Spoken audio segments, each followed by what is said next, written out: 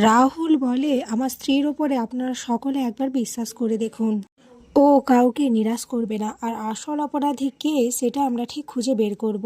রাহির বাবা খুশি হয়ে রাহুলকে জড়িয়ে ধরে আর বলে, I am proud of my son, আমি তোমাকে নিয়ে গর্বিত।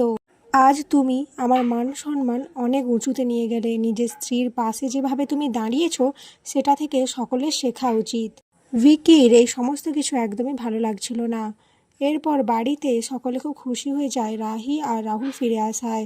রাজীব কনককে বলে বরণ করার কথা, কিন্তু কনক বরণ করবে না, না বলে দেয়।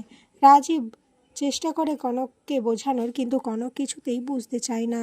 তখন রাজীব নিজে রাহিকে বরণ করে ঘরে তুলে নিয়ে। এদিকে তখনই তিতলি ওখানে চলে আসে আর এসে রাহিকে জড়িয়ে ধরে বলে, আমি জানতাম দিদিভাই তুই কিছুই করিসনি, তুই নির্দোষ, তোকে এমনিতেই ছেড়ে দেবে। আরে জেলে যাওয়ার কথা তো আমার, আমি তো অপরাধী।